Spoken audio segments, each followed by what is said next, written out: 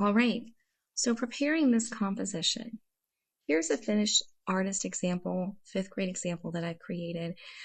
As you look at it, you can see that there are ways that this artwork is unique to me, but there are clear inspiration points of shapes that are iconic to Wassily Kandinsky, or shapes that we might find in a geometric situation that I've used to build this composition. Today I'm going to put a sign above my work as a reminder for us to consider sizes, because we're going to be working with quite a few different sizes of shapes when we're drawing or tracing today. The first thing I'm going to do is I'm going to ask you and ask myself to create an extra large shape, something that goes over the edge of the paper. It could be something from your stencil bin that has different shapes in it, or it could be one that you draw inspired by this page. If you would like to roll your dice or spin your spinner to go for a design that you don't know what it's going to be, you like the mystery, that's okay. Today, I'm going to my eyes landed on this shape, so I'm going to create it so large that it is going off the page. So when I think about extra large, I think about how it takes up maybe the space that my hand can cover. So I'm going to start curving,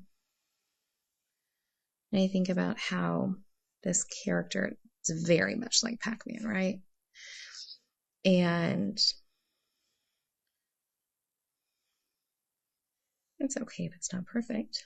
So now I have this shape. I'm calling it my extra large. So now I need to shift gears. The next shape I'm going to make is large. I'm looking over here, and I believe I'm going to make something that is smaller, something that could sit inside of this. I'm going to move it over here so I don't have everything stacking up. I'm going to go with triangles. Again, if I chose to pick this up, I could put it there. Next, I'm going to move to a medium shape, something smaller. That doesn't mean it has to be tiny. And I'm actually going to do a line. But I chose to draw this line with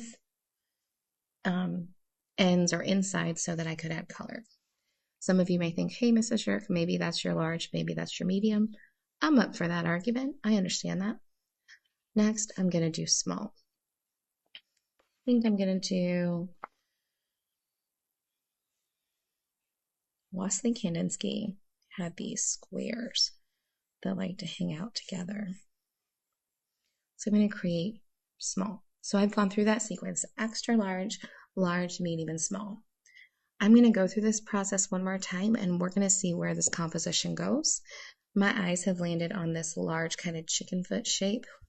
I'm going to create it so large that I'm thinking about having it point, because these lines can point almost like arrows, so individuals viewing my work can have their eyes travel in the direction that I want them to go. You can be in charge of teaching others where you want your art or how you want your art to be seen. Now I'm running into a problem, or an area where I can make a decision.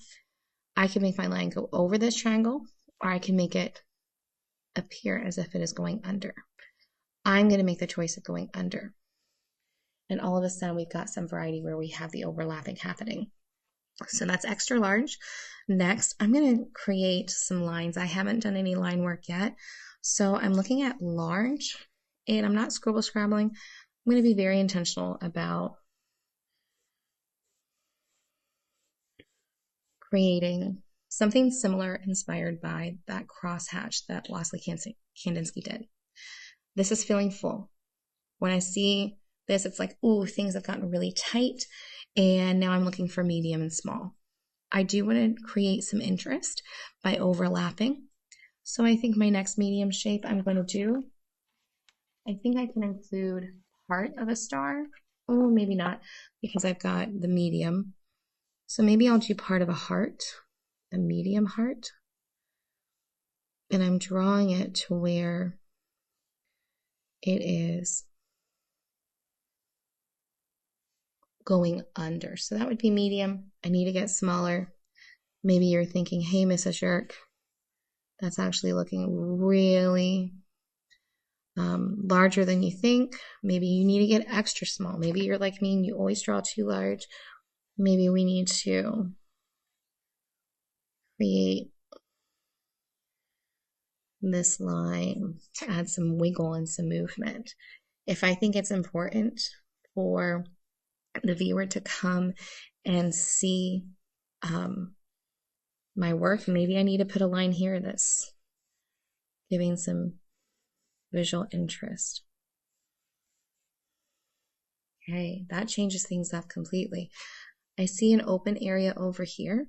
I get to decide what goes there. I remember how we were just looking at Kandinsky's artwork, so I'm going to make a little section of towers, just really small, just to stand there. And I'm looking, I believe, as my imagination just thought about it, I'm going to create this shape. It's very organic. It's in the background, to be in the background. So I went through the progression of extra large, large, medium, small. This chicken foot is pointing at my Pac-Man. My curved line is guiding our eyes down into this corner. My curving line is guiding us back and forth throughout the composition. As I look, I'm not sure if there's anything else I need except maybe to overlap there. I can even erase it so I know that it is on top and important. Maybe there is something with a line, something very small, just to create some movement, the illusion of movement. All right. As you're building today your composition, I want you to begin one extra large. Again, something that most of your hand has that size. Then move to a large. That doesn't mean it goes on top of what you just drew. Spread it out. Work around. It's like you're creating a map for somebody else's eyes to follow and look at your work. Progress to your medium, then a small. Once you get to that small shape for your first round, start again. Do another extra large, a large, and let your inspiration from these shapes and these influence your work.